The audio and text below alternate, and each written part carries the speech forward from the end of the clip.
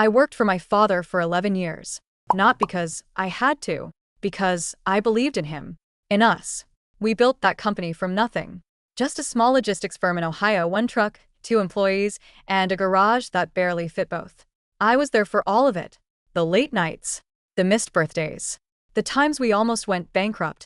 I skipped college to help him keep it alive. My younger brother, Ethan. He was in California, studying business, living in a beach apartment my dad paid for. I never complained, because I thought one day this would all be mine too. Everything changed on a Tuesday morning.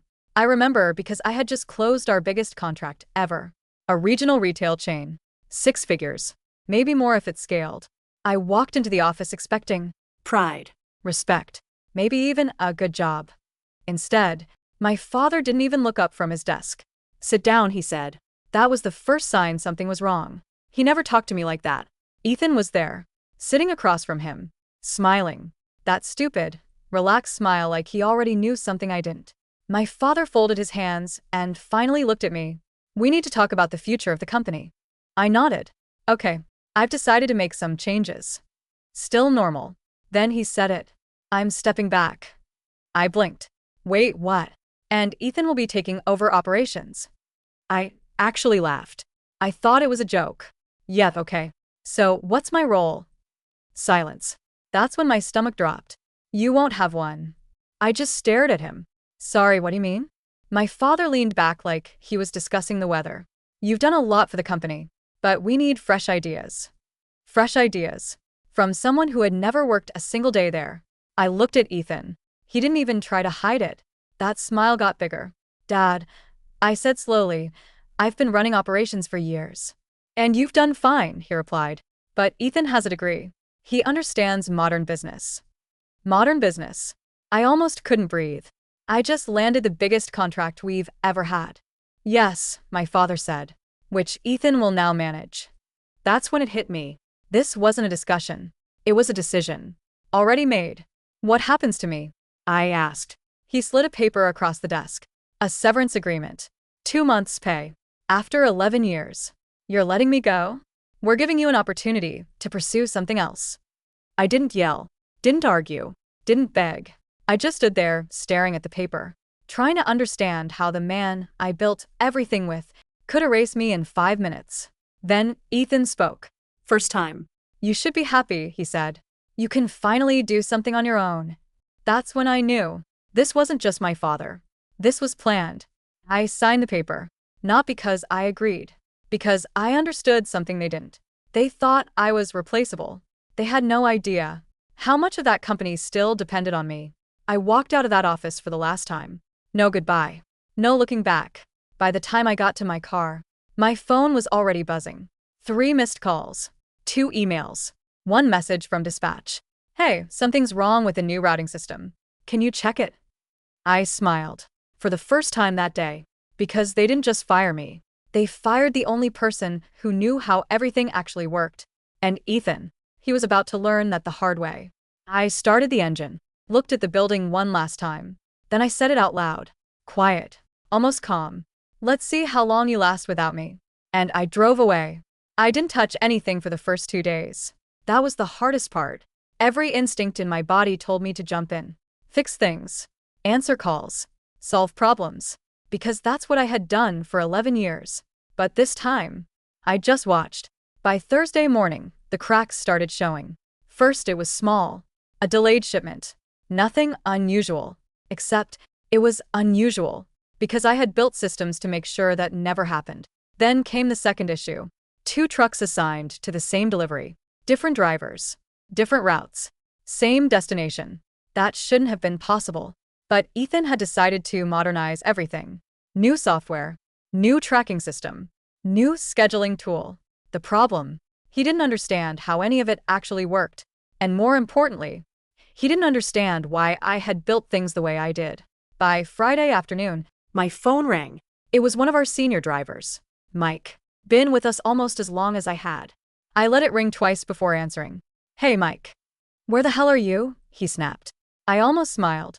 "Not my problem anymore, remember?" Silence. Then, "Yet about that." He lowered his voice.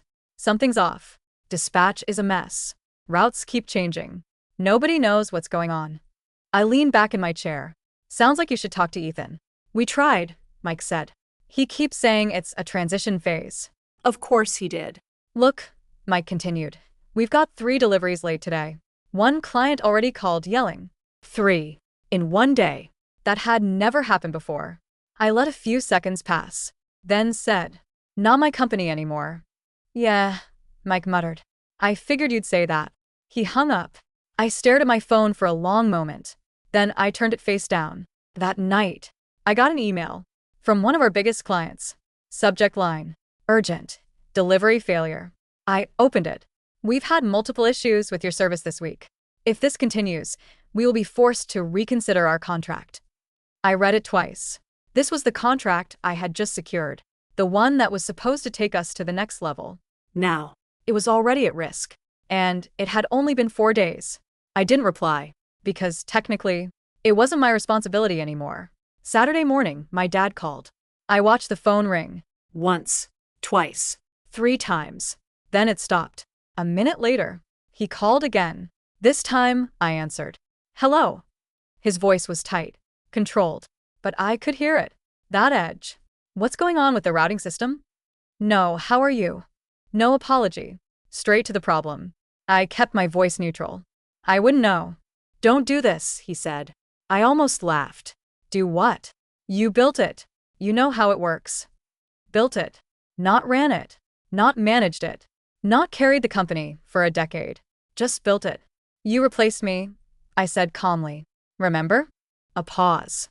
Then, this isn't about that. Of course it wasn't. To him. It is to me. Another pause. Longer this time. Then he sighed. We just need a few things clarified. That's all.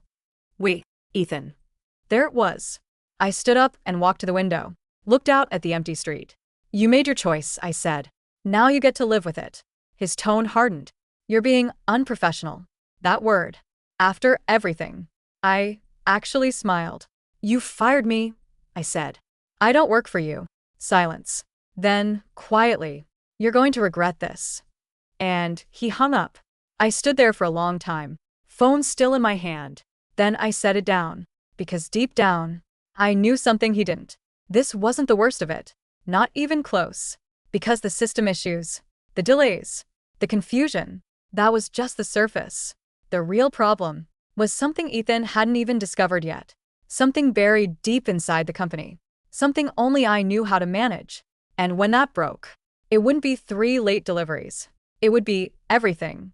I sat back down, opened my laptop, and for the first time since I left, I logged into an old dashboard. Not to fix anything, just to watch. Because now, it wasn't my job to save the company. It was my job to see how far they could fall. By Monday morning, everything started breaking. Not slowly, not gradually, all at once. The first call came at 7:12 a.m. I remember because I was already awake, not sleeping much these days. Unknown number. I almost didn't answer. Almost. Hello. This is Karen from Ridgeline Retail. My stomach tightened slightly. That was the contract. The big one. We need to talk about your company. Not the company. Not your services. Your company. That tone was never good. I'm no longer involved, I said. A pause. I was told you might say that. Of course you were. She continued. We've had 5 failed deliveries in 3 days. 5. That's not possible, I said automatically. Then I stopped myself. Of course it was possible. Now. Our stores are missing inventory, she said. Our managers are reporting inconsistent tracking, and yesterday. She paused. One of your drivers showed up at the wrong location. In a different state. I closed my eyes. Different state. That wasn't a small mistake. That was a complete system failure. We're preparing to suspend the contract, she said. Suspend. Not cancel. Not yet. But close enough. Understood. I said quietly. And for what it's worth, she added, things ran very differently when you were in charge. Then she hung up. I sat there in silence. That was it. That was the beginning of the end. By 9 a.m., my phone wouldn't stop buzzing. Drivers. Dispatch. Even 2 warehouse managers. I didn't answer, but I read everything. Messages like, system keeps changing routes mid-drive. We lost access to half the tracking data. Ethan told us to ignore the old protocols. We don't know what we're doing anymore. That last one stuck with me. We don't know what we're doing anymore. Because I did. For years. And they threw that away. At 10:03 a.m., Ethan called. I stared at his name on the screen. Let it ring. Then again. Then again. On the fourth call, I answered. What? No greeting. No pretense. Okay, what the hell did you do? He snapped. I leaned back in my chair. I didn't do anything. Don't lie to me, he said. Everything was fine before you left. That almost made me laugh. No, I said calmly. Everything was fine because I was there. Silence. Then, systems don't just collapse like this. They do, I replied, when someone who doesn't understand them starts changing things. He exhaled sharply. Look, I just need you to explain how the routing logic works. just like that. No apology. No acknowledgement. Just help me fix this. I shook my head, even though he couldn't see it. You fired me, I said. I didn't fire you, he snapped. Dad made that decision. There it was. Blame shifting. You took my job, I said. Same thing. Another pause. Then his voice changed. Slightly. Less aggressive. Okay, maybe things got rushed. Maybe. But we can fix it, he continued quickly. I just need you to walk me through a few things. A few things. I looked out the window again. Thought about all the nights I stayed late. All the problems I solved. All the times I kept that company from collapsing. And how easily they replaced me. No, I said. Silence. What do you mean, no? I mean no. You're really going to let the company fail out of spite? That word. Spite. I almost smiled. This isn't spite, I said quietly. It's consequences. He didn't respond immediately. Then, you're screwing over everyone. The drivers. The staff. People who had nothing to do with this. That one hit. Because he wasn't wrong. But neither was I. You should have thought about that, I said, before you took something you didn't understand. He went quiet again. Then, finally, Dad's not handling this well. I raised an eyebrow. No. He's stressed. Stressed. That was a nice word for it. Good, I said. And hung up. By noon, the first driver quit. Mike. I saw the message in a group chat I was still in. Can't do this anymore. Nothing makes sense. Good luck. That was bad. Mike wasn't just a driver. He was the backbone. If he left, others would follow. And they did. By 3 p.m., 3 more quit. By 5 p.m., dispatch stopped responding altogether.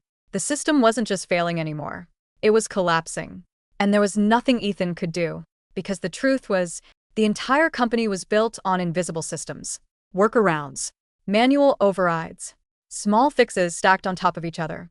Things I had created over years to keep everything running smoothly. Things no software could replace. And no degree could understand overnight. By the time the sun went down, I got another call. This time, I didn't hesitate. I already knew who it was. My dad. I answered. But this time, I didn't say anything. I just waited. On the other end, I heard something I had never heard before. Hesitation. Then, we need to talk. Not, you need to fix this. Not, what did you do? We need to talk. I leaned back, closed my eyes, and for the first time, I heard it. The beginning of regret. I smiled. Slowly. Because now. They were finally starting to understand what they had lost. I didn't answer right away. Let him sit there. On the other end. Waiting. For 11 years. I was always the one waiting. Waiting for approval. Waiting for recognition. Waiting for him to finally see me. Now. He was the one waiting. Hello, he said. I could hear it now. Clear as day. Not control. Not authority. Uncertainty. I'm listening, I said calmly. A pause. Then, we need to fix this. No apology. Of course. I almost laughed. We. I repeated. Another pause. The company is falling apart, he said. Clients are threatening to leave. Drivers are quitting. Ethan. He stopped himself. Ethan what? I asked. He's overwhelmed. That was new. For the first time, he wasn't defending him. I leaned forward slightly. And you expected what? I asked. That he'd walk in and just replace me? Silence. Then, we made a mistake. There it was. Not a full apology. Not yet. But close. I didn't respond. Let the silence stretch. Because now, every second mattered. We need your help, he said finally. Help. After everything. I stood up, walked slowly to the kitchen, poured myself a glass of water. Didn't rush. Didn't answer. Let him sit in it. How bad is it? I asked. He exhaled. We're about to lose Ridgeline. I closed my eyes for a second. That was the big one. If that contract goes, he continued, we lose almost 40% of our revenue. 40%. I already knew that. I had built the projections myself. And the others? I asked. 2 more are reviewing their contracts. Of course they were. And cash flow. I said. Silence. That told me everything. You're running out, I said. Yes. I took a slow sip of water. This was it. The moment where everything shifted. For years, he held all the power. Now. He needed something only I could give. How much? I asked. What? How much is the company worth right now? Another pause. Longer. Less than it was last week. I smiled slightly. Exactly. Silence again. Then, what do you want? He asked. There it was. The question. I leaned against the counter. Thought about it. Not emotionally. Not impulsively. Strategically. Control, I said. No hesitation. What? I want full operational control. I continued. Same as before. That's not. And I cut him off. I want equity. Silence. You already had equity. Not like this, I said. Now my voice was colder, sharper. I want majority control. That hit. Hard. That's insane, he said immediately. I didn't react. Because I expected that. You don't have a company without me, I said calmly. Silence. You have chaos. Debt. And about 2 weeks before everything collapses. Still silence. Then, how much? I didn't smile, but I could feel it. 51%. Another long pause. That's not happening. I nodded to myself. Then neither am I. And I pulled the phone away slightly, ready to hang up. Wait, there it was. I stopped, but didn't say anything. We need to discuss this, he said quickly. You've had 11 years to discuss things with me, I replied. You chose not to. That's not fair. No, I said quietly. This is. Silence. Heavy. Then, something changed. What about Ethan? He asked. I almost laughed. What about him? He's still my son. There it was. The real conflict. I nodded slowly, even though he couldn't see it. And I was what? I asked. He didn't answer, because there was no good answer. If I come back, I continued. He's out of operations. Immediate response. No. I didn't even pause. Then good luck. And this time, I hung up. For real. I stood there for a long moment, heart steady, hands calm. No anger. No hesitation. Because this wasn't about emotion anymore. It was about leverage. And for the first time in my life, I had all of it. 10 minutes later, my phone buzzed. A message. From my dad. Just one sentence. We need to meet. I smiled. Because now. It wasn't about whether I'd come back. It was about on whose terms. We met the next morning. Same office. Same building. Same desk. But everything felt different. Last time I was here, I walked out with a severance check. Now. They were the ones waiting. My dad was already inside, standing by the window. He looked older, not in years, in weight, stress, pressure, regret. Ethan was there too, sitting down this time, not smiling, not relaxed. He looked exhausted. Good. I didn't say hello, didn't shake hands. I just walked in and sat down. Silence filled the room. No one rushed to speak, because now everyone understood the situation. Finally, my dad turned around. We've reviewed your proposal. Straight to business. Of course. And, I asked. He hesitated. Just for a second. Then, we're willing to offer you 30%. I leaned back. Didn't react. Didn't even blink. That's not what I asked for. Ethan shifted in his chair. That's a generous offer, he said quickly. Considering everything. I looked at him. Slowly. For who? He opened his mouth, then closed it. Exactly. I turned back to my dad. You're losing clients, I said. You've already lost staff. Your systems are collapsing. I leaned forward. And You think I'm worth 30%? Silence.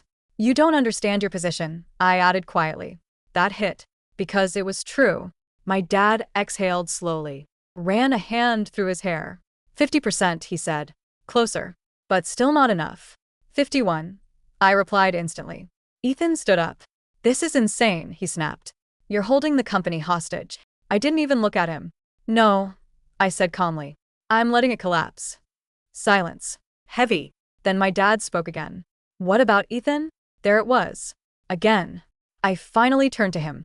If I take over, I said, he's out of operations. Ethan scoffed. You can't just push me out. I cut him off. I already did. That shut him up. Because deep down, He knew it was true. everything that was happening, that was his doing. My dad closed his eyes for a moment. You could see it. The internal fight. Father or businessman. Emotion or survival. When he opened them again, something had changed. 51%, he said quietly. Ethan turned to him. Dad. Enough. One word. And just like that, it was over. Ethan sank back into his chair. Silent. Defeated. I didn't smile. Didn't celebrate. Because this wasn't victory. This was correction. I stood up slowly. Then we have a deal. My dad nodded. But he didn't look relieved. Because he knew. This wasn't just a business decision. This was a shift in power. Permanent. I walked toward the door.